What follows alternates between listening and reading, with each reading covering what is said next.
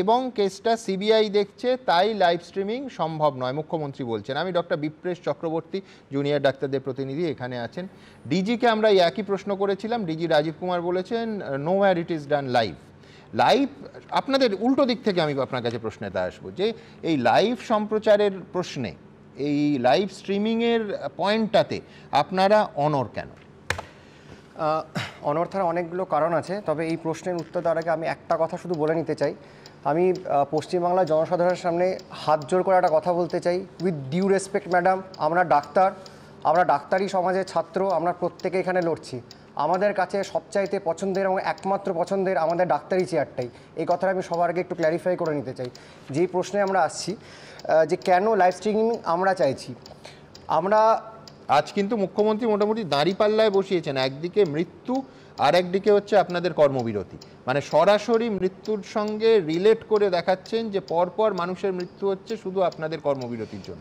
সেটা আমি বলবো একটা সেম সাইড গোলই। তাহলে উনি যদি এরকম কিছু বলে থাকেন তার এক্সপ্লেনেশনটা আমি দিচ্ছি, তার আগে কেন লাইভ স্ট্রিমিং সেটা একটু বলে নিচ্ছি। প্রথম কথা হচ্ছে আমরা লড়াই করছি 1 মাসের ওপর হয়ে গেছে, এবং আজকের এই লড়াইটায় আমরা পথে নেমে লড়ছি, ময়দানে নেমে লড়ছি। আমাদের সাথে পশ্চিমবাংলার সাধারণ মানুষ, দেশের মানুষ, দেশের বাইরের মানুষ লড়ছে, এবং দেশে বিদেশের মানুষ জানতে যে কী হচ্ছে, কেন হচ্ছে, এবং আমরা তোমাদের সাথে আছি, পাশে আছি। আজকে অভয়ার বাবা মা আমাদের পাশে এসে দাঁড়িয়ে আমাদের হাতে হাত রেখে বলেছে তোমাদের মুখের দিকে দাঁড়িয়েছি, তোমরা কিন্তু আমার মেয়ের বিচারটা নিয়ে আসবে। আজকে আমরা অনেকের কাছেই এই অ্যান্সারগুলো দেওয়ার জন্য দায়বদ্ধ, তারা সবাই পাশে আছেন। এই প্রতিটা মানুষ এই লড়াইটাকে নিজেদের লড়াই মনে করছে, প্রতিটা মানুষের অধিকার আছে ওই ঘরের মধ্যে কী আলোচনা হচ্ছে, কি বলা হচ্ছে, কি হচ্ছে সেগুলো জানার। আমরা কিছুজন যেতে পারি, 30 জন, কিন্তু 30 জন এখানে কেউ এমন নয় যে এ দাদা ও দিদি বা এ মাথা, এমন কিচ্ছু নয়। প্রত্যেকের লড়াই, প্রত্যেকের এই বেসিক এই নৈতিক অধিকারটা আছে যে সবাই সেটা শুনতে পারবে, এবং সবার নিজস্ব কিছু রাগ, ক্ষোভ, রিসেন্টমেন্ট অনেক কিছু আছে। এবং এখানে তো এই অস্বীকার করার কোনো জায়গায় নেই। কী এমন হতো, কী হতো, আমরা তো ওখানে গিয়ে বলিনি যে কোনো সাবজুডিস ব্যাপার উনি বলছেন। এবং আরেকটা উনি বলেছেন যে হচ্ছে রেকর্ড করতাম, কন্ট্রাডিক্টরি স্টেটমেন্ট আমার যেটা মনে হয়, কারণ উনি বলছেন লাইভ দেখানো যাবে না, সাবজুডিস ব্যাপার, এবং সেকেন্ডলি উনি বলছেন রেকর্ড করা যাবে, চাইলে আমি দিয়ে দিতাম। কোনো না কোনো জায়গায় তো রেকর্ডিংটা চলেই আসতো, তাহলে ব্যাপারটা তো সে একই দাঁড়ালো।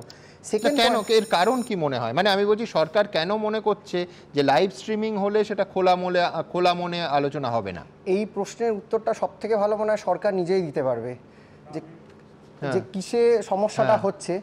কিছু কি ওনারা ভয় পাচ্ছেন, কিছু জিনিস এড়াতে চাইছেন, কিছু জিনিস শুনতে চাইছেন না, কিছু অপ্রিয় প্রশ্ন, কিছু অপ্রিয় কেন প্যান্ডোরাস বক্স কিছু ওপেন হয়ে যাবে হয়তো সরকারের সামনে, জানি না আমরা, হতেই পারে। তাহলে তো আমাদের তরফ থেকে আমরা স্বচ্ছতাটা ডিমান্ড করেছি, প্রত্যেক মানুষের ভয়েস হয়ে আমরা গেছি, তাই প্রত্যেক মানুষ যেন সেটা শুনতে পারে, জানতে পারে, এটাই আমাদের খুব, এমন বেশি কিছু নয়, এটা মানতে কি আর লাগতো।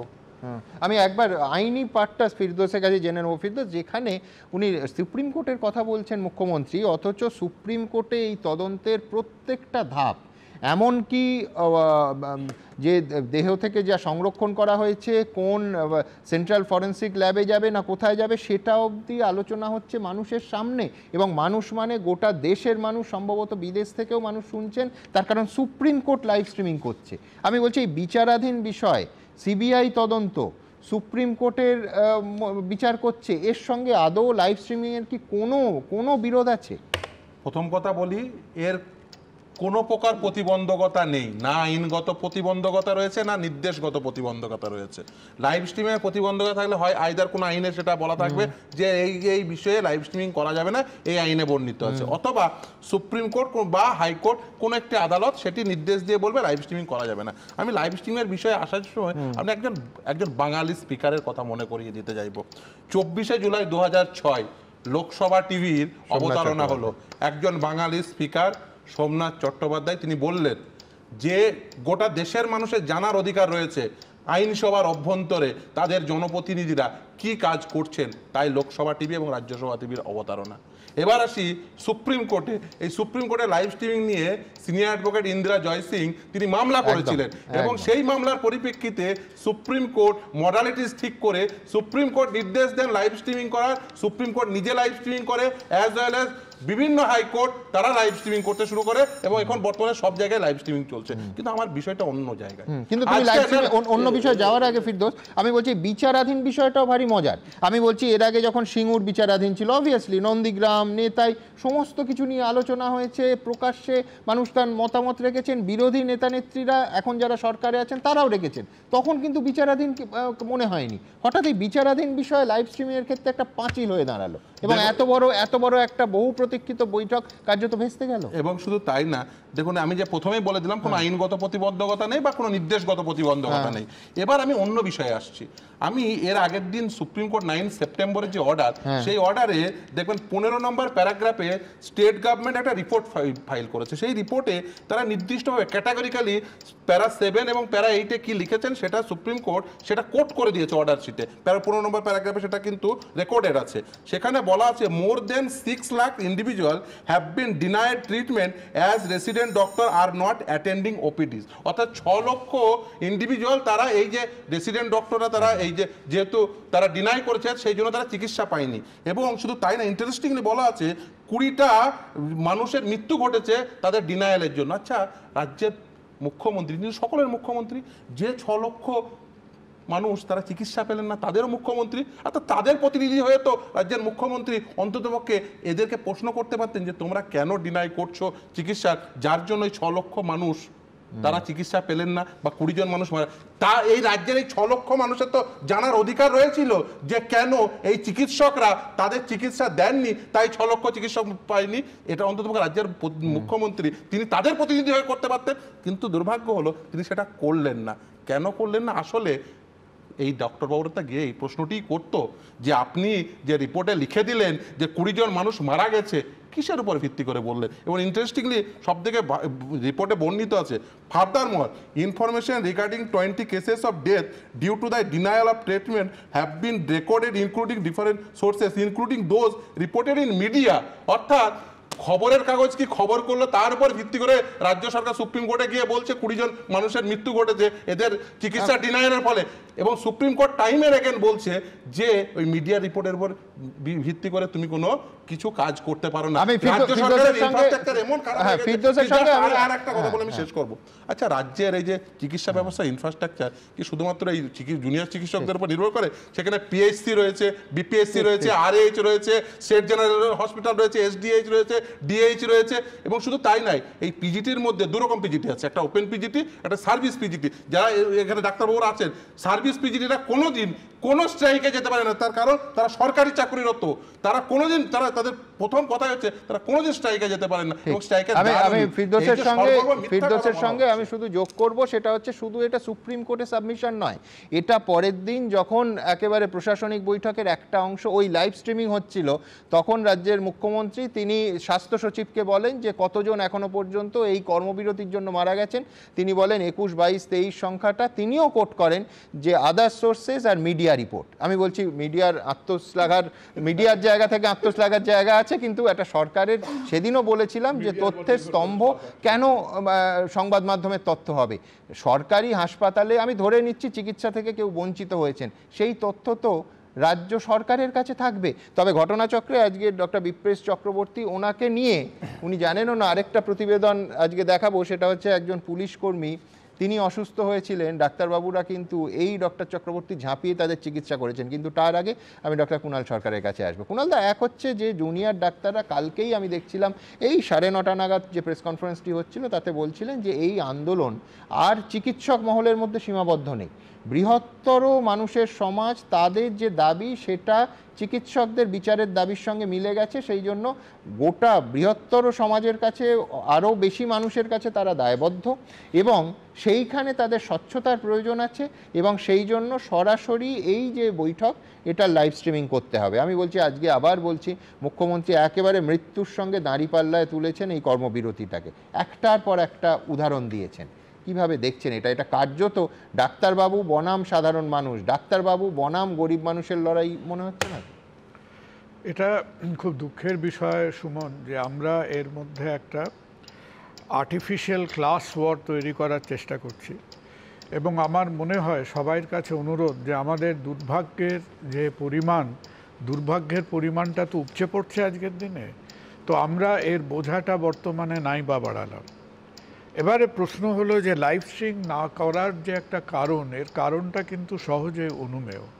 কারণ আজকের যে ইস্যুটা নিয়ে কথা হতো এটা তো কোনো উদ্বোধনের ইস্যু ছিল না। এটা এমন কোনো ইস্যু নয় যেখানে দুই পক্ষ একেবারে উদ্বাহু হয়ে উদ্বেলিত হয়ে তারা লাফালাফি করছে। এখানে আমাদের প্রশাসনিক বা সরকার পক্ষকে এই মিটিংয়ে বসতে হতো not as a part of the solution but in the beginning as a part of the problem. কারণ আজকে এই যে ছেলেমেয়েরা আজকে রাজ্যটা যে জায়গায় এসে দাঁড়িয়েছে, এর দুটো ফান্ডামেন্টাল কারণ হলো, একটা হলো overall mismanagement of health care, এবং দ্বিতীয়ত ইমিডিয়েট কারণটা হলো ওভারঅল মিসম্যানেজমেন্ট অফ ইনভেস্টিগেশন। এবং সেখানে খুব কঠিন কঠিন প্রশ্ন হতো। তো তুমি শেক্সপিয়ারকে দিয়ে বললে না, মাচ অ্যাডো অ্যাবাউট নাথিং।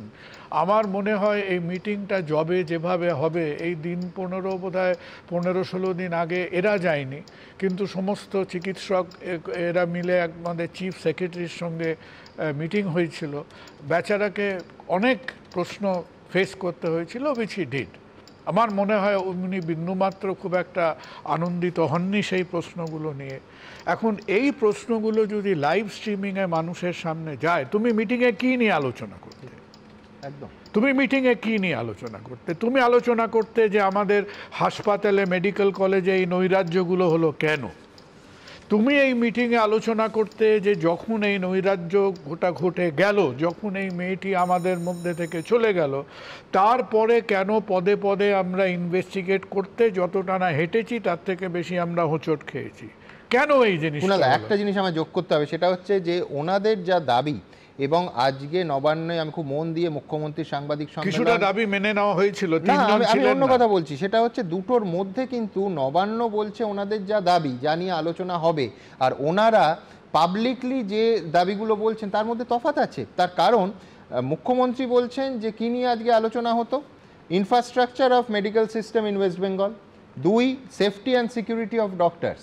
কিন্তু ওনাদের দাবি তো ফ্রম ডে ওয়ান পুলিশ কমিশনারের পদত্যাগ, তারপরে স্বাস্থ্য সচিব, স্বাস্থ্য শিক্ষা অধিকর্তা, স্বাস্থ্য অধিকর্তার পদত্যাগ, এইগুলো তার মানে আলোচনার আওতায় অ্যাকর্ডিং টু নবান্ন ছিল না। মানে আমি তো এখানে একটা বিরাট তফাৎ দেখছি ওনাদের দাবি আর নির্ধারিত নবান্ন ভাবছে যা নিয়ে আলোচনা করবো তার মধ্যে।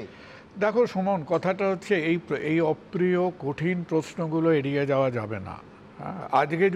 আজকেও এড়িয়ে যাওয়া যাবে না, কালকে মিটিং হলেও এড়িয়ে যাওয়া যাবে না। এবার এর মধ্যে আরেকটা ঘটনা ঘটে গেছিল, আমার মনে হয় আজকে সেই ঘটনার টাইমিংটা ওয়াজ ভেরি ক্রিটিক্যাল।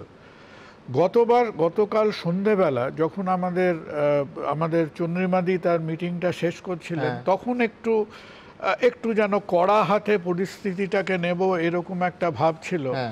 একটা ঘটনা ঘটলো, is the support from the all India junior doctors forum, এবং দ্বিতীয়ত বিকেলে যে প্রেস কনফারেন্সটা করলো আমাদের সিনিয়র ডক্টররা, এবং মোটামুটি এই ইস্যুটা পরিষ্কার হয়ে গেল যে একটি ছেলের কাছেও যদি কোনো পিউনিটিভ বা পানিশমেন্ট টাইপ অফ নোটিসেস আসে, তাহলে কিন্তু পরিস্থিতি হাতের বাইরে একেবারেই বেরিয়ে যাবে।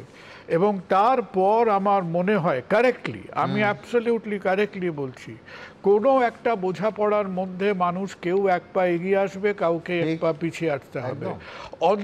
অন্তত আজকে যদি একটা কিছু ঠিক দিকে কেউ গিয়ে থাকে, তাহলে ওই যে কড়া কড়া কথা বলবো, নাক মুলে দেবো, কানে চাটি মারবো, এই করব, এই কথাগুলো আজকে আমরা বিকেল থেকে খুব একটা শুনিনি।